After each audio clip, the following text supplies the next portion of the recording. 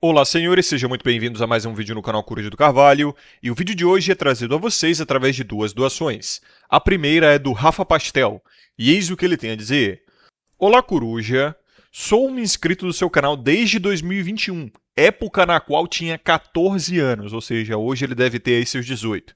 Talvez meio assustador ouvir isso, visto que, já tão jovem, consumia conteúdos da Red.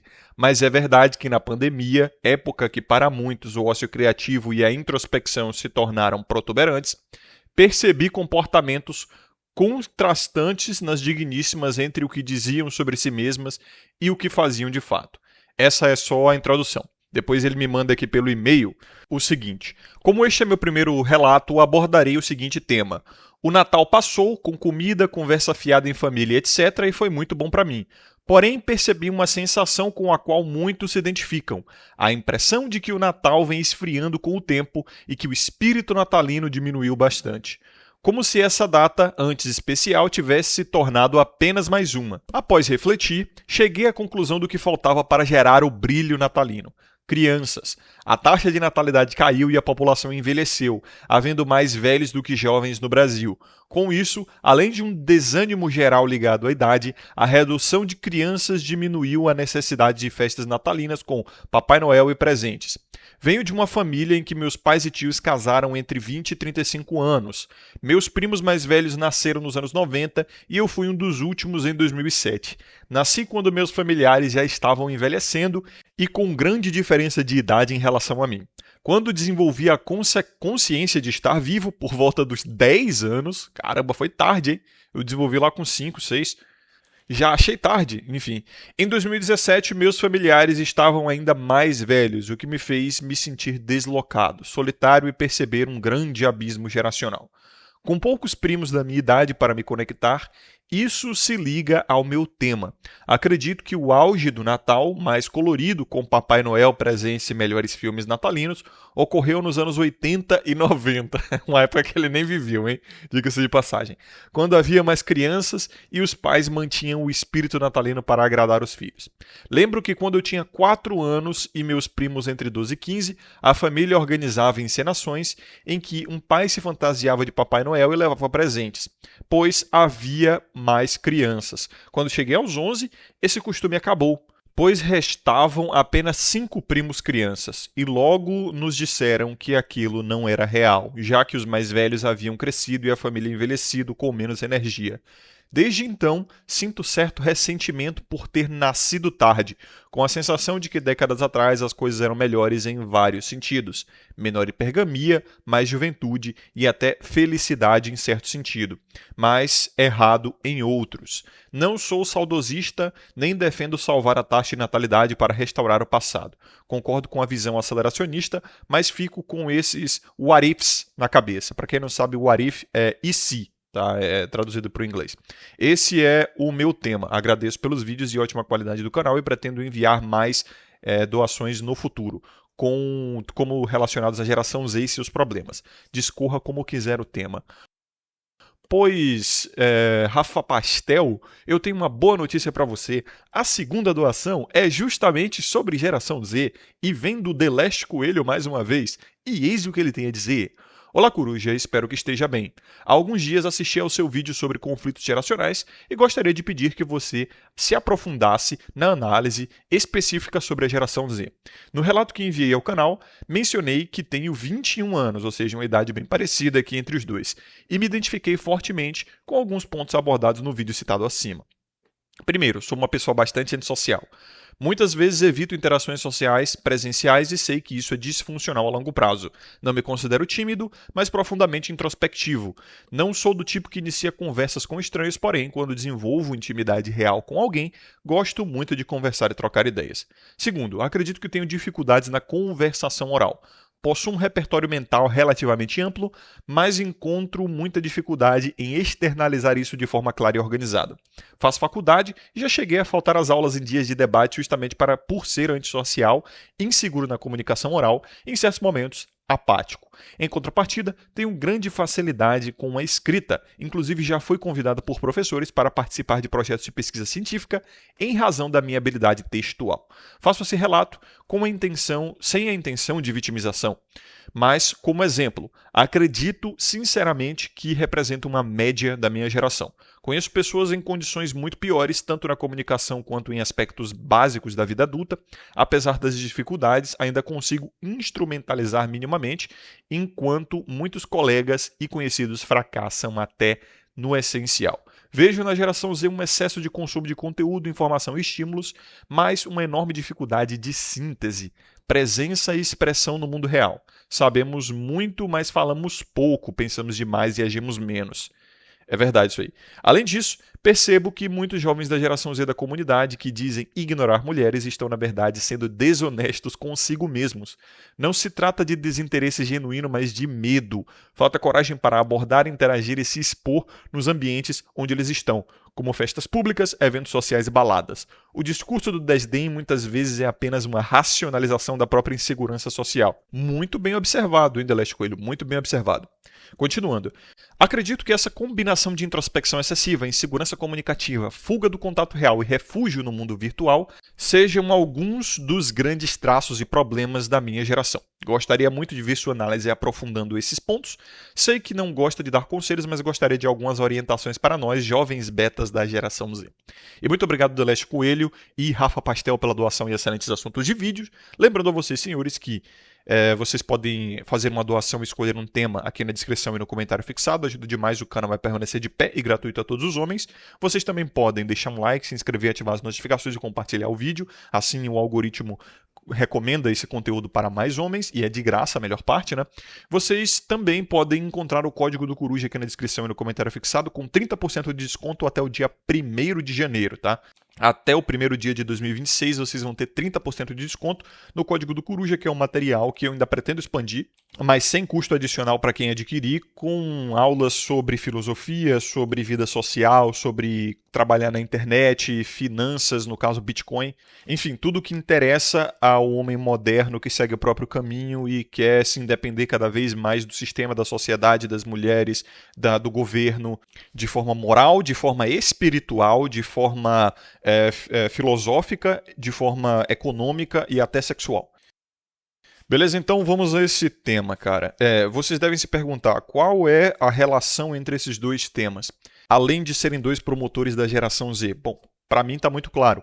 O Rafa Pastel, ele está falando sobre um processo de amadurecimento, tá? Que ele não percebeu, mas acredito que ele não percebeu, mas a verdade é que quando você amadurece, cara, as coisas começam a perder o brilho na vida mesmo.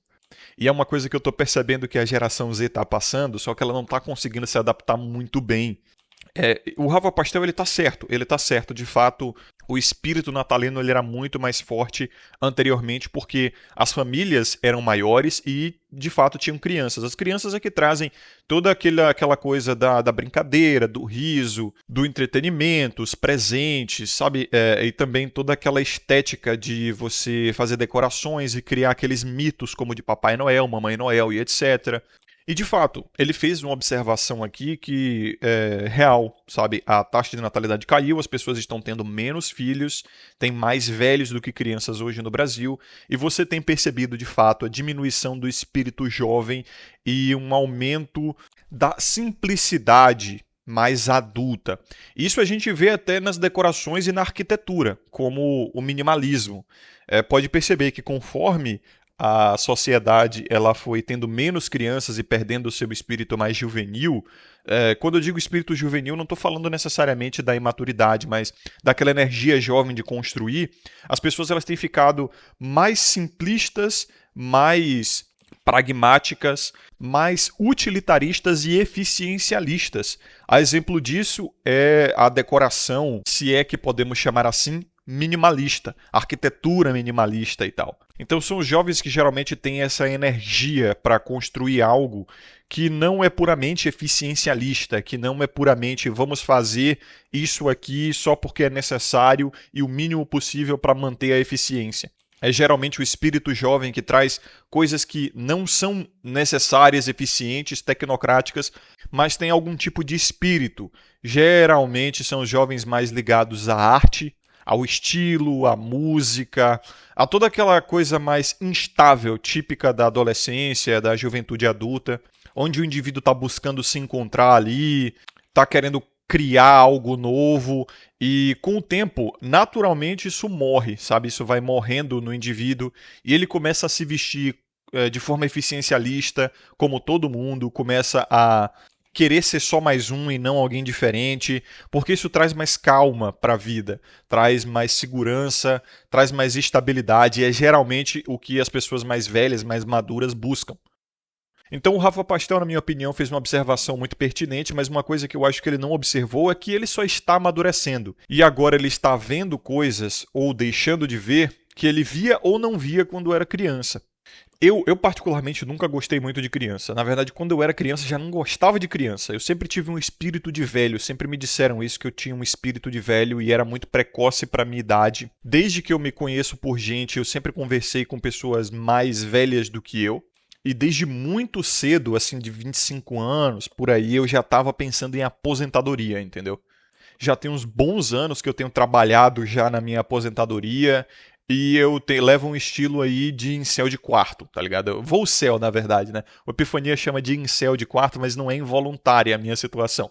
É mais volcel de quarto mesmo. Eu sei que a média dos homens é um termômetro de generalização e não tá errado, a generalização ela é correta quando feita de maneira inteligente, então se presume que não existem volcels, é tudo cope de incel, porque o cara ele não tem acesso, daí ele fica dizendo que não quer, né? É tipo a Chiquinha lá, quando o Kiko não oferecia a ela o sanduíche de presunto. Ela, eu nem queria mesmo. E daí os caras costumeiramente começam a vir com situações fantasiosas, tipicamente waifuístas inconscientes, de dizer assim, eu duvido se uma 9 de 10 desse em cima de você, você ia se manter no volcel. Então ele começa a medir a mim pela régua dele. Ele sabe que ele perderia o controle e que para ele aquilo seria um paraíso, então ele começa a projetar isso em mim ou em outros volcels. Quando na verdade o volcel é única e exclusivamente não fazer nada ativamente para buscar relacionamentos ou sexo ou qualquer coisa que seja. Não é se abster por completo de sexo do tipo, se cair no meu colo eu não vou comer. Veja, celibato não é castidade, tá? Castidade é abstenção até do pensamento sexual. Celibato é, não tô nem aí, não tô correndo atrás, entendeu? Se acontecer, aconteceu. E olhe lá, tá? Se rolar uma oportunidade, eu ainda vou analisar muito bem para ver se vale a pena. Porque eu já não faço mais parte dessa cultura de que sexo valida o homem ou confirma que ele é homem, a minha masculinidade, a minha heterossexualidade não é medida por isso.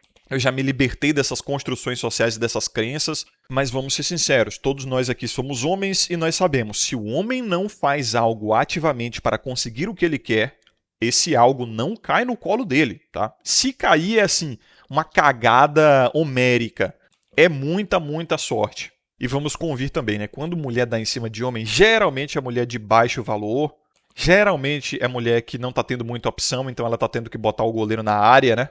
Ou quando ela tá bêbada numa festa, embrasada e tá numa situação ali de não muita salubridade, né? Vamos convir. Então isso pode parecer frescura para muitos que foram criados naquela cultura boomer de quem ignora buraco é prefeitura, tem que comer mesmo, eu sou brocador, essa cultura animalesca brasileira padrão. Mas é aquele negócio, né? O desdém é mútuo. Eles desdenham a mim, eu desdenho a eles. Então balas trocadas não fazem feridos. Então eu já estou muito naquela situação, né, como o The Last Coelho falou aqui, já há bastante tempo também de uma antissocialidade, sabe? Eu prefiro ir para casa depois que eu trabalho. Eu sempre fui uma criatura mais noturna mesmo. Eu funciono melhor à noite, famoso notívago, né? Fazendo até um paralelo aí com a Coruja, que é o pseudônimo do canal. Eu sempre gostei mais da noite em si, do silêncio, da calma, da cidade até mesmo na noite, da ambientação, das luzes, da introspecção. Meu horário é completamente virado, eu acordo quando o sol está se pondo, só para você ter uma ideia. Então eu vou dormir ali quando o sol está nascendo e eu faço um esforço para tomar um sol, porque é absolutamente necessário. Eu já tentei resolver meu horário, usei inclusive o jet lag na viagem para a Austrália para tentar resolver isso, não funcionou. Chegando lá, em pouco tempo eu já estava acordando de noite e dormindo de dia. Foi até melhor pra mim, porque eu comecei a fazer entrega à noite é muito melhor, né? Tem mais, a galera tá chegando do trabalho, começa a pedir jantar e tudo mais. Então eu ligo o aplicativo ali umas 5, 6 da tarde, vou até as 9, 11, até meia-noite, depois volto pra casa, ainda jogo um videogame, ainda faço alguma coisa, ainda produzo um vídeo e tal, e depois eu vou dormir quando o sol, um pouco depois que o sol já nasceu, tomo aquele solzinho. Tava indo pra academia cedo, né? Tipo 6 da manhã, já tava indo pra academia, tomo sol, vou embora e vou dormir. Então, de fato, a introspecção, ela sempre foi, assim, não querendo me gabar, mas sempre foi algo comum dos grandes filósofos, dos grandes pensadores, dos grandes teóricos, porque você precisa de tempo e você precisa de solitude, realmente, para desenvolver as melhores ideias. Por isso que eu digo que eu sou geração Y, mas com espírito de Z, porque eu nasci muito próximo da geração Z, na verdade, mas por poucos anos aí eu sou geração Y. E a geração Z, ela é muito conhecida por ser heterogênea, sabe? Ela é muito heterogênea, assim, muito singular. Cada geração Z ele tem a sua própria personalidade, o seu próprio comportamento. Então, você não sabe exatamente o que ele gosta.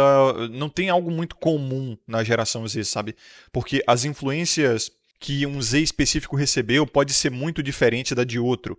Enquanto gerações anteriores basicamente tinham uma educação comum, tinham influências comuns, os veículos de informação, a educação em geral, era a mesma nas gerações anteriores. Com a internet e a digitalização, tudo ficou diferente. Então você não sabe se um Z é filho de mãe solteira, se um Z ele tem pai presente, se um Z foi educado pela avó, ou pela mãe ou pelo pai.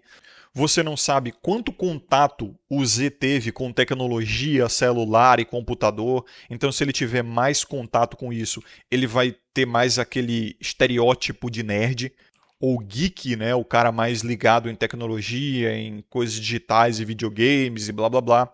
Se ele teve menos contato, ele vai ser mais um cara analógico, provavelmente com uma educação mais boomerizada, por assim dizer, porque é a educação analógica que a gente tem até hoje no Brasil. E nesses você vai encontrar um pouco mais de traquejo social, eu já percebi. Eles vão conversar mais, eles vão ser mais, vão ter até um nível maior de malandragem, sabe? Ele vai ser mais zoeiro, enquanto o jovem digital, o geração Z mais digitalizado, ele vai ser mais introspectivo, de fato, vai ter uma habilidade social mais atrofiada, esse tipo de coisa. Mas agora voltando para aquela questão do amadurecimento da geração Z e até alguns de geração Y mais jovens como eu, conforme o tempo vai passando, você vai percebendo que assim, suas expectativas, elas são podadas pelo mundo, sabe? Isso não é necessariamente algo ruim.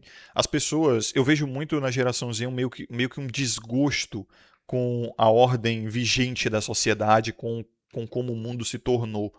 Na verdade, se você for parar pra ver, toda geração atual tem um pouco disso, sabe? Os boomers eles vão falar que na época deles era melhor e que as novas gerações são Nutella e que o mundo está degenerado, está estragado. Principalmente a galera da direita, a galera mais tradicional conservadora, católica e etc. Geração X também vai falar que o mundo não é a mesma coisa, que estamos beirando ao colapso, que está tudo acabando, esse mundo, ele não sabe onde esse mundo vai parar e blá blá blá. Agora, as gerações mais novas, como Y e Z, eu não sei como é que está a situação da Alpha, porque também a Alpha está com no máximo 16 anos, né? Então tá muito cedo para falar qualquer coisa e eu nem interajo com nenhum da Alpha. Porra, a diferença de idade é muito grande. Mas nos Y e no Z eu vejo justamente aquele comportamento mais introspectivo e reacionário. Quando eles reclamam da situação atual, eles começam a teorizar formas de como o mundo deveria ser diferente e o que deve ser feito para resolver isso. Então, obviamente, muito comumente vão haver resgatistas, porque a galera que reclama da situação do mundo geralmente tende a ser resgatista, conservadora, tradicional, reacionária. Só que é muito perceptível que eles partam de uma ideia de estimação, que eu percebi aqui no Rafa Pastel, sabe? Ele tem memórias de estimação. Tanto que ele fala que a época de ouro do Natal foi a década de 80 e 90. Porra, o cara tem 18 anos, entendeu? Ele nasceu em 2007. Porra, 20, quase 30 anos antes da época que ele está falando. Então, veja que a informação que ele tem dos anos 80 e 90, assim como eu, porque na década de 90 eu era guri, tá? Eu era moleque, vem de informações secundárias. Ou seja, o cara não experienciou aquilo. o que ele vê sobre a década de 90 e 80, principalmente, é puramente mídia. É o que ele vê nos filmes, o que ele vê nas propagandas ou nas evidências históricas que foram registradas. Então, a história, até quando você estuda realmente uma civilização antiga, mesmo uma muito bem documentada como, sei lá, a civilização grega, você não vai saber 100% como era a situação ali, porque você não viveu, entendeu? Então eu vejo muito tradicon idealista, principalmente os mais jovens, pelas redes sociais, dizendo bem assim: ai, era muito melhor viver em épocas medievais, porque você pagava muito menos imposto, você trabalhava menos, segundo eles, né? A jornada de trabalho era menor, era de 4 a 6 horas por dia, trabalhava no campo, você comia muito melhor, segundo eles, porque a sêmola do trigo ali era muito melhor, a farinha, né, que era gerada do trigo era muito melhor, a terra não estava contaminada, a água não estava contaminada, você teria a sua honradinha dona de casa e moraria numa chácara, num sítiozinho. Então, é um homem brasileiro que está falando de uma estética medieval europeia, tá? A qual ele nunca viveu, não só pelo tempo, mas também pelo espaço, e provavelmente ele foi influenciado por isso através de filmes e contos e história. E não é nem a história real, cara, não é nem a história real, porque quando você pega a história realmente das épocas medievais, você vai ver que as pessoas morriam com 30, os homens morriam com 30 anos mais ou menos, e era alguma porra de alguma doença desgraçada, uma doença do rato ali, algum tipo de infecção, sabe? Não tinha geladeira, não tinha nem muito sal ali para as pessoas conservarem a comida, entendeu? Então, muito frequentemente se comia comida podre ou carne crua, as pessoas tinham muitos dentes faltando, era muito caro e muito difícil e demorado fazer vestimenta, então as pessoas frequentemente andavam descalças porque o sapato era a vestimenta mais cara de produzir naquela época, se desgasta muito fácil com o caminhar, com o trabalho no campo. É a que mais rapidamente fica pequena, né? Para de caber nos seus pés. Então, assim, a situação era muito insalubre, cara. As mulheres também eram horripilantes, feias pra caralho, provavelmente cheias de doença sexualmente transmissível naquela época. Os homens também. Tava todo mundo com vermes, porque nas cidades medievais o esgoto era despejado na fonte de água, assim. Era horripilante, na verdade. E aí você começa a perceber que essa fantasia ilusória na mente, principalmente desses mais jovens, parte quase que exclusivamente de uma necessidade sexual afetiva, sabe? Porque se você observa a estética deles e a expectativa deles, é sobre família, mas não é sobre família, é sobre mulher. Não é porque ele gosta de criança, não é porque ele gosta da vida no campo, não é porque ele gosta de animais, de natureza especificamente. Você vê que a estética deles é sempre com uma mulher de pele clara, a famosa europeia, né? O fenótipo caucasoide ali, com uma estética assim de mulher do campo, com aquele vestido longo e avental e touca no cabelo. Vive na cozinha, cozinhando para ele comidas deliciosas, que ele traz do campo, dos animais que ele caça e tal. Então, assim, é uma pira estética totalmente fantasiosa que, veja, o problema não é nem ter essa pira estética, entendeu? Todo mundo tem o seu. Eu gosto mais da ideia cyberpunk. Felizmente, ela é muito realista, né? Nós vivemos já num mundo cyberpunk, só que sem aqueles exageros tecnológicos e de carros voadores e de implantes. Até certo ponto, né, as pessoas estão botando implantes. A gente não pode dizer que silicone não é um tipo de implante do universo cyberpunk ou outros procedimentos estéticos, mas tipo braço mecânico para pessoas que não são deficientes, tipo, tira só o braço ali para botar um braço mecânico porque é melhor ter um braço mecânico do que um braço orgânico. A gente não vive isso ainda. Carros voadores. Tipo, a gente tem carrocópteros, helicópteros. A China está tentando fazer um carrocóptero, táxi aéreo e tal. E talvez aí nesses próximos 10 anos a gente veja muita coisa sinistra. Mas, tipo, carro voador, estilo Blade Runner, lá com antigravidade, o spinner do Blade Runner, tá bem longe de acontecer, tá? Talvez nem seja possível. A gente tem algumas cidades cheias de neon, tipo Tóquio, Xangai e outras cidades na China, assim, que são tipicamente cyberpunks. Tipo, as pessoas elas esquecem um pouco a respeito do que é o cyberpunk de verdade e elas confundem isso muito com neon pop. Tipo, São Paulo e Rio de Janeiro, o próprio criador do Cyberpunk 2020, que foi o primeiro RPG lá em 84, se não me engano, o Mike Pondsmith, ele tomou influência muito de São Paulo e Rio de Janeiro, principalmente quando ele via as guerras de facção e a polícia corrupta, né, dessas cidades.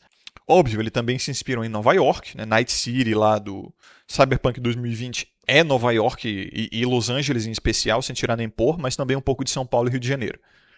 Mas a estética resgatista dos caras é basicamente ilusória. Eles querem viver aquilo, eles querem viver naquele mundo, só que eles não são realistas a respeito do que aquele mundo realmente foi ou como ele pode ser se eles criarem algo assim. E, em grande verdade, os caras que estão fugindo pro meio do mato realmente, tipo o Tiozão Migtal, por exemplo, o Viking de óculos, ou o Guilherme The Viking, ou o Júlio Lobo do canal Sobrevivencialista, ou Sobrevivencialismo, não lembro, o próprio Renato Almoedo também. Cara, você vê que nenhum deles tem essa estética pirada, entendeu? Todos eles operam na internet, mas nenhum deles fica postando essas fotinhos com taras medievais e tal, porque eles sabem que a vida lá não é assim. A vida não é assim, cara. É muito mais difícil e é muito mais... Eu não vou dizer feia, mas não tem essa estética, sabe? Não tem essa estética bonitinha. Então, você vê, eu vejo isso muito comumente na geração Y e na geração Z, os que têm essas taras. E como eu disse, é muito mais uma carência e um desgosto com o comportamento feminino e a promiscuidade das cidades. E eles têm essa fantasia, o waifuísmo total isso aí, né?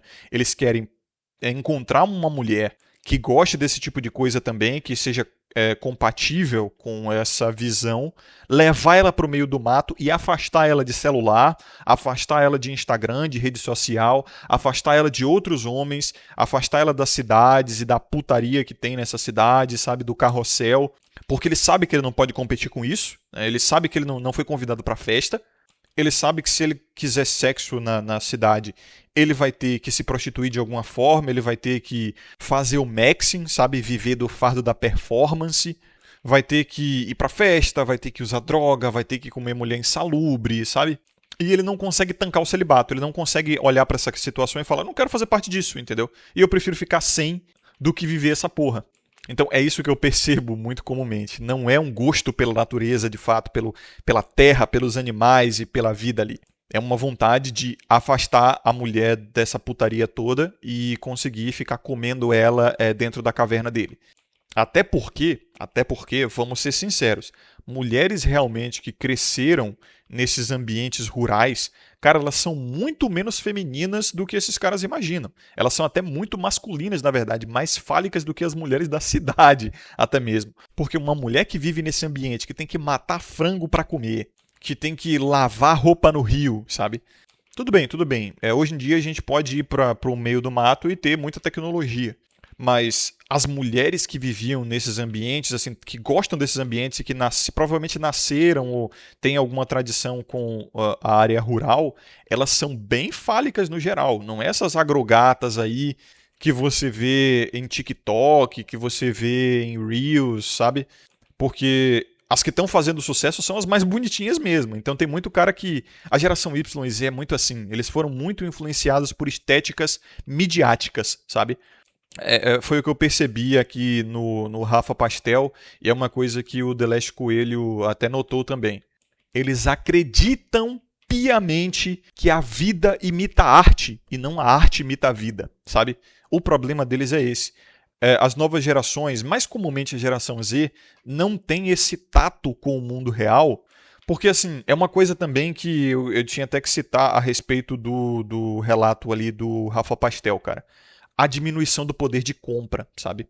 A inflação foi brutalizada nos últimos anos e o Natal, ele é uma época de consumo, a gente sabe, né? Em grande verdade, é uma festa pagã que foi criada pela indústria consumista única e exclusivamente para rodar a economia. Não estou julgando isso aqui. Não estou dizendo que isso é errado. Na verdade, eu sigo a opinião do Trunks do Futuro. Eu adoro a economia fervilhando, cara. Eu adoro shopping cheio.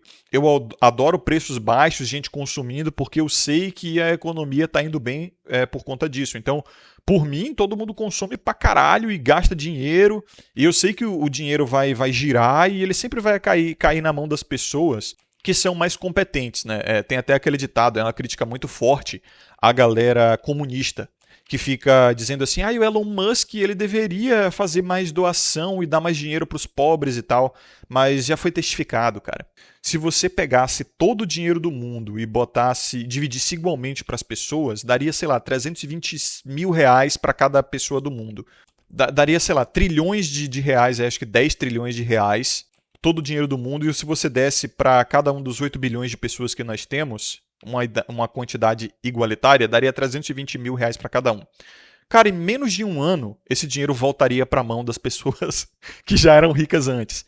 E os ricos anteriores se tornariam ricos novamente. Então isso é uma questão assim, de comportamento humano, sabe? Tem pessoas que são mais ligadas ao comércio, a negociações, a oferecimento de serviços, são mais empreendedoras, e essas pessoas vão enricar, entendeu? Naturalmente. Então não adianta, cara, o Estado sabe disso, é por isso que o Estado fica dando bolsa, principalmente para a mulher, porque ele sabe que o dinheiro vai voltar através de consumismo. É só você ver a quantidade a porcentagem, na verdade, parece que 90% do Bolsa Família é gasto com bet, cara. É gasto com casa de apostas, entendeu? Então isso tudo volta para o Estado, isso tudo volta para a mão dos corporativistas.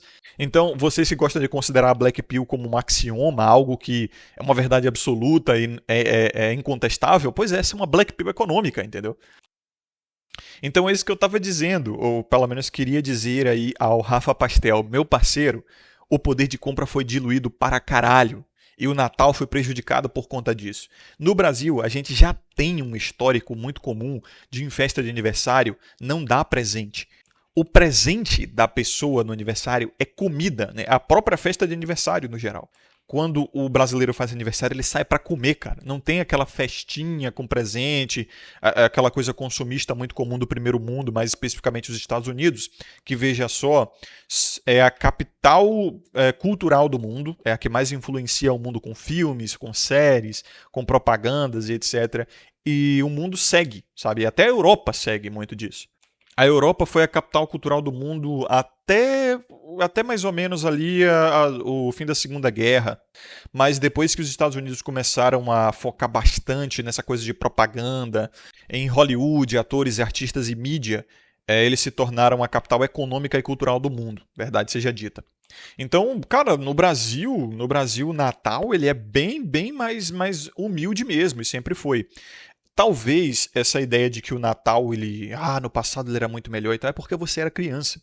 E tem-se essa observação muito comum nas novas gerações, em especial, que estão amadurecendo agora, que quando eles eram crianças a vida era melhor. Por quê? Porque eles eram poupados das coisas ruins.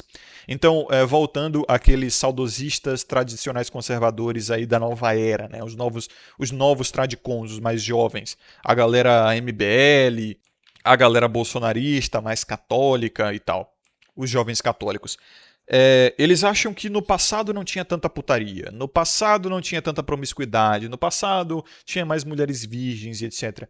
Era puramente uma questão observacional. Ele estava inserido num meio familiar mais saudável, os pais dele poupavam ele do erotismo e da putaria, da sacanagem que tinha no mundo real. De fato, não vou ser leviano aqui. Havia uma qualidade maior de mulheres, sim, naquela época, mas eu sempre bato na mesma tecla. As pessoas não faziam tanta putaria quanto hoje porque não podiam, porque não tinha internet, porque não dava para as mulheres jovens aí, medianas, ter contato via Instagram, via DM do Instagram, com criptomilionários, com o velho da lancha, com os jogadores da segunda divisão, com youtubers e streamers jovens aí que ficaram milionários da noite para o dia, com vendedores de curso, influenciadores, caras de perfil verificado no Instagram, entendeu? Mas, cara, em grande verdade, assim, eu vivi literalmente em roça grande parte da minha infância e eu tive contato com o profano feminino muito cedo, assim, na pré-adolescência e adolescência, sabe? E a grande verdade é que muitos desses jovens também tiveram contato em algum nível, só que eles estavam sendo poupados ou eles não tinham a visão apurada. É o que eu falo pra vocês, foi o que eu falei no vídeo anterior, se não me engano. O cara tava, ou na live anterior, foi na live, né? O cara tava falando assim, você já leu tal livro de um autor que tava falando sobre a Red Pill e os problemas do comportamento feminino e dos relacionamentos lá em 1800? Então tem que tomar cuidado com essa coisa da cronologia, com essa observação crônica. A Red Pill não é nada além de empirismo, sabe? Uma mudança de paradigma através da investigação, do processo investigativo. É o que é mostrado no filme Matrix, inclusive. Você desconfia que tem algo errado e você descobre que tem algo errado. Então, desde os gregos, você vai ver esse tipo de coisa, sabe? Então não tem, assim, uma época específica para a Red. Isso depende única e exclusivamente do observador, como também é mostrado no filme Matrix. Tem pessoas que não querem acordar, que veem claramente os bugs na Matrix ali do filme. Por exemplo, naquela cena do Matrix 2, né, o Reloaded, se não me engano. Matrix Reloaded, onde o Neo começa a brigar ali com o agente Smith e eles começam a quebrar as leis da física, né? Porque eles conseguem mudar o código da Matrix ali ao bel prazer e instantaneamente, em tempo real. E as pessoas, quando elas veem aqueles caras voando, os matrixianos, quando vê aqueles caras voando, tipo super-heróis mesmo, elas se tornam outros agentes Smith, como uma tentativa de proteger a Matrix, porque o agente Smith ele é um agente matrixiano, né? Ele está ali para proteger o universo programado. Então as pessoas elas começam a se rebelar contra a própria verdade e se recusam a ver que o mundo ali é programado e que aquelas regras que elas acreditavam ser inexoráveis estavam sendo quebradas. Então, em vez de pensar, caralho, se esses caras estão quebrando essas regras assim, significa que essa porra desse universo aqui é simulado. Então eles se recusam. Não, eu tenho que proteger o sistema. E aí se torna um agente Smith. Então, esse filme é fenomenal, sabe? As implicações e as simbologias do filme são fenomenais. Toda vez que você assiste ele mais e mais de uma vez, você tem observações diferentes. E é exatamente isso que é a Red Pill. É a observação, é o empirismo, a mudança de paradigma, é você descobrir algo novo. Então você simplesmente não tinha esse olhar mais vermelho, sabe? Essa lupa vermelha quando você era moleque, cara. É por isso que eu digo, às vezes você não sabia, sabe, o Rafa Pastel, se o seu pai, que se fantasiava de Papai Noel para agradar você e seus primos, ou seu tio fazia isso, se ele não estava fazendo aquilo amando da sua mãe. Porque ele vivia estressado e ele estava botando um sorriso falso no rosto, porque ele teve que trabalhar pra caralho ali no dia 24 e ele chegou em casa cansado e a mãe encheu o saco pra ele fazer isso pelos filhos e ele escondeu isso de você. Isso é muito comum, tá? É muito comum. Ele escondeu isso de você pra te poupar das discussões, das brigas, das traições, que muito provavelmente vinha de um casal que já não se gostava mais, que já não tinha mais vida sexual, que estava cheio de problema. Muitas das vezes você foi poupado disso, sabe? E por isso você acreditou que o Natal era muito melhor naquela época. Cara, você ainda é jovem. Talvez você só esteja descobrindo agora que o Natal ele é realmente uma festa para crianças, porque crianças consomem mais. Não é que elas consomem mais, é que as finanças da família, o consumo da família, eu quero dizer, aumenta com crianças, entendeu? Crianças e mulher. É por isso que o consumismo ele é focado principalmente em homens que querem comer mulher ou homens que já são casados e com filhos. E de fato, sem criança, o Natal ele perde o sentido. Mas quando você era criança, você era o foco, sabe? Você era o objetivo daquilo tudo. Então, você estar no centro fazia você ter aquela visão de que, meu Deus, tudo é lindo. Nossa, olha as luzes, você era mais impressionável. Olha a árvore de Natal, que coisa linda. Eu lembro. Cara, esse Natal aqui com a minha família foi exatamente igual a todos os outros. Grande verdade. Pra ser sincero, teve até mais gente esse Natal do que comumente tinha nos natais anteriores. Então, foi mais animado, querendo ou não. Mas eu fiz aquela mesmíssima coisa. Eu tomei vinho, eu tomei chopp de vinho, na verdade. Muito bom, inclusive, que delícia. Muito chopp de vinho, bebi um whiskinho. Eu nem ceiei, cara. Eu fiquei só no aperitivo. Queijo, salame e uva. Queijo, salame e uva. Queijo, salame e uva.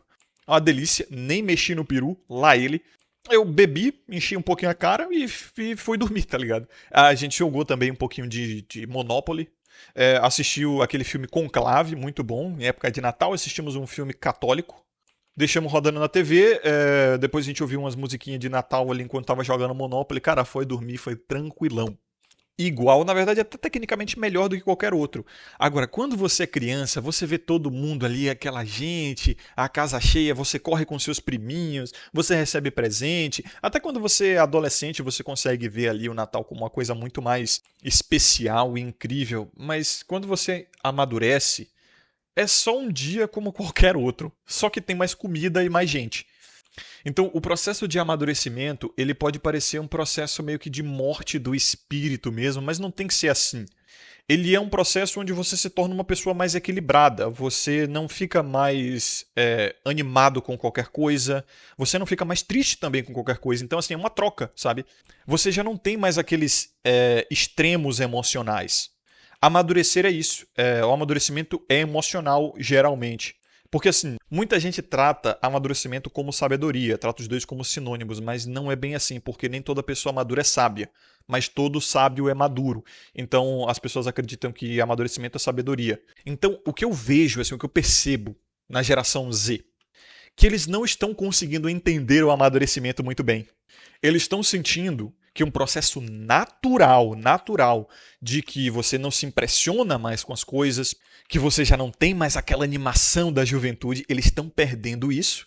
E eles estão sentindo que o mundo está perdendo o brilho, que as coisas estão ruins, e que é um pessimismo, e que é rumo ao abismo, e que, meu Deus, tudo antes era melhor. Cara, você só está se tornando adulto, é um processo natural, fisiológico até. Você não é mais moleque, você já não tá mais com aquela energia, com aquela coisa de quero ir pra festa, porra, sexta-feira agora eu quero pular, eu quero não sei o que, não, você quer ficar em casa, você quer assistir um filme, você quer jogar um videogame, você quer ficar na sua. Muita gente também da sua família talvez tenha morrido já, porque acontece, porra, é uma questão fisiológica da vida, então tem isso também, sabe? Então as festas de Natal aí, porra, às vezes um tio teu já morreu, um primo teu já morreu, seu avô também já tá na terra do pé junto. Isso acontece, parceiro, é normal. Você também já não tá mais na flor da idade. Tem geração Z aí que tá beirando aos 30, tá chegando nos 30 já. E talvez você esteja até mais rabugento, sabe? Você talvez esteja até mais chato pra galera mais jovem. Porra, eu sempre fui assim desde moleque. Eu sempre tive umas frescuras assim com higiene, com limpeza. Nunca gostei de muito barulho, então eu sempre tive essa incompatibilidade com o brasileiro médio que não tá ligando pra muita coisa. Mora em qualquer lugar, vive em qualquer lugar, adora som alto. Então eu sempre, desde moleque, eu sempre tive essa incompatibilidade, mas é mais comum que você desenvolva esses critérios conforme você vai ficando mais velho. E aí você vai ficando incompatível com os mais jovens. Porque o jovem, ele tá cagando. Se tiver bebida, se tiver droga, se tiver buceta ali, ele fica em qualquer lugar, sabe? Eu já fui muito para aquelas festas em terreno baldio, sabe? Aquelas festas no meio da roça. De faculdade que a galera alugava um terreno baldio, foda-se, botava som, bebida barata, e aí a galera começava, não tinha banheiro, então começava a mijar em qualquer lugar, e aí o chão era de barro, aí chovia, ou a galera começava a derramar bebida, vomitar e mijar, e aí virava aquela porra daquele suco do capeta no chão, sabe? Mistura de barro, água, cerveja, mijo, vômito, o povo fudendo no meio do mato. Na minha época de faculdade eu fui pra esses ambientes, eram chamados de inferninhos naquela época. E cara, quando eu era jovem, eu já sentia um nojo, sabe? Eu já sentia um nojo e falava, eu já pensava que merda que eu tô fazendo aqui. Mas eu calava isso porque eu queria fazer parte da putaria, da balbúrdia ali, queria comer gente, queria zoar. Eu só não ia de chinelo, né? Tinha gente que ia de chinelo, cara. Porra, puta que pariu, meu Deus do céu. Servo de Satanás, aquilo ali é filho de Moloque, com certeza o cara que vai de chinelo pra um rolê desse tá maluco. Eu ia sempre de calça e sapato. Meu sapato mais vagabundo, a calça mais puída. Não dava, cara. Calça, sapato e não dava, entendeu? Mesmo assim, quando era nas férias, no verão, então assim, tava um calor desgraçado, mas eu ia de calça e ia de sapato. Agora, você mais velho, se você tem algum nível de critério, não tem síndrome de Peter Pan, porra, mas tu não vai pra um lugar desse nem fudendo, mas nem fudendo. Pode estar a Marina Rui Barbosa e a Isis Valverde e a, como é que é o nome da outra lá? A Bruna Marquezine fazendo rodízio de anal com todo mundo que colar lá. Podem estar até pagando para quem tiver lá. 200 conto para fazer rodízio de anal com essas três. Não vou, cara. Então, é o que eu posso dizer aí ao Deleste Coelho e ao Rafa Pastel. Meus parceiros, vocês estão apenas amadurecendo. Abracem isso. O amadurecimento é você gostar mais da sua solitude, é você não ter mais picos emocionais, você não fica mais incrivelmente alegre, pelo menos não tão facilmente, mas também você não fica incrivelmente triste, pelo menos não tão facilmente. Você se torna mais resiliente, pro bem e pro mal, entendeu? Você começa a querer mais ficar sozinho, você começa a entender mais a sua incompatibilidade com o resto das pessoas, você vai diminuindo também o seu círculo social, muita pouca gente vai fazer parte do seu círculo social, você ainda vai socializar, você ainda vai curtir, você ainda pode fazer umas loucuras de vez em quando, mas você sabe que não tem mais papai para te tirar da merda. Se você bater um carro, não é seu pai que vai pagar, é você. Tem isso também, né? Na ceia de Natal aqui eu morri em 500 pau, então assim, já foi um dinheiro que saiu do meu bolso. Tudo bem que, porra, eu tava ganhando em dólar, então eu cheguei no Brasil com um bolso mais forrado. Fora os negócios digitais que eu tenho, o canal aqui e outros canais Dark, então eu não fez falta pra mim. Mas quando você é criança, você não tem que trabalhar no outro dia. O dinheiro não saiu do seu bolso. Então não é você não tem aquele pensamento de tipo, isso aqui me custou tantas horas de trabalho, tantos dias de trabalho. Você não tem essas preocupações. Quando você é adulto, você já olha para as coisas que você compra com uma mentalidade de tipo, eu paguei por isso aqui. Te dá um certo orgulho, veja, nem tudo é fel nesse mundo, mas também nem tudo é um mar de rosas, nem tudo é mel, né? Nem tudo é fel e nem tudo é mel. Então, te dá um certo orgulho, mas não dá aquela coisa de tipo, tô comendo de graça, isso aqui tudo foi feito pra mim, tá todo mundo me dando sorrisos e tal. Então, assim, você não percebia, às vezes, que seu tio te dava um sorriso falso, seu pai, sua mãe te davam um sorriso falso, porque eles estavam cheios de problemas da vida, né? Porque, caralho, criar um filho não é fácil. Nunca foi e não é. Então, às vezes, você estava completamente desavisado da situação financeira da sua família, que estava fazendo um esforço hercúleo para botar um peru na mesa. Pô, sacanagem. Que gastou as economias, teu pai gastou o 13º todo na ceia de Natal. Tu não sabia disso. Então, para ele, o Natal nem era tão legal assim, sabe? E você está descobrindo agora, talvez, que o Natal não é tão legal assim. Tipo, é legal, claro, você vê gente, você come pra caramba, você troca ideia, você bebe, pá. Mas você não tá mais tão impressionável. É isso, abrace o amadurecimento, é isso aí mesmo. Claro, você também não tem que se tornar uma pessoa, porra, amarga, viver numa caverna, se tornar 100% recluso.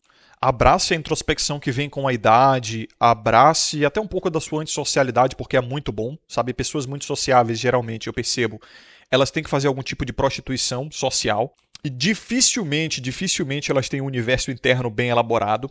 Elas são criaturas de osmose, então elas vivem assim, elas bebem o que as pessoas estão bebendo, elas comem o que as pessoas estão comendo, elas estão onde as pessoas estão. Geralmente as pessoas mais sociáveis, eu percebo, elas não têm muito critério. Eu, particularmente, sou uma pessoa mais criteriosa e sou tido até como chato, sabe? Chato e com espírito de velho. Então, o amadurecimento, ele é um processo natural, mas ele nunca é um processo fácil, entendeu? É que nem criar músculo, é que nem virar homem. Amadurecimento é isso aí, cara. A gente sabe, o conceito de masculinidade, tanto biológico, quanto social, quanto psicológico e emocional, ele não é natural. Ele acontece através de uma força da natureza. Podemos dizer que ele é natural porque ele acontece através de uma força da natureza, mas ele é forçado, entendeu? Ele é forçado a acontecer. Porque, como eu já falei, quando tem o cromossomo Y no genoma, é que finalmente ali, num dos processos finais de formação do feto, a vagina do feto se fecha e o clitóris cresce formando pênis. Ou seja, todo ser humano é concebido como fêmea. Socialmente também, você não vai ser considerado homem até você atingir uma certa idade, até você se provar, até você ter seu sustento, até na sociedade e na cultura de hoje, até você perder sua virgindade, enfim. Psicologicamente também, é o processo de amadurecimento, né? Eu acho que um dos melhores filmes, que eu não sei porque ele não foi canonizado aqui dentro da nossa comunidade, porque que não se fala tanto dele, mas é excelente, um dos melhores filmes que eu já assisti, é aquele Nada de Novo no Front, se vocês não assistiram, até o que eu escolhi aí pra botar na thumb desse vídeo. Cara, que filme bom, ele é muito bom a respeito dessa coisa do amadurecimento de um jovem, assim, animado com a guerra, achando que tudo é lindo, que as coisas vão, sabe, que ele não vai ter que matar ninguém, que ele só precisa marchar e que quando ele voltar para a cidade dele, Natal, ele vai ser condecorado e vai ser admirado pelas mulheres e vai transar e vai ter família. E aí você vai vendo como gradativamente ele vai perdendo a humanidade dele, ele vai... Claro, aquilo ali é um exemplo extremo, né?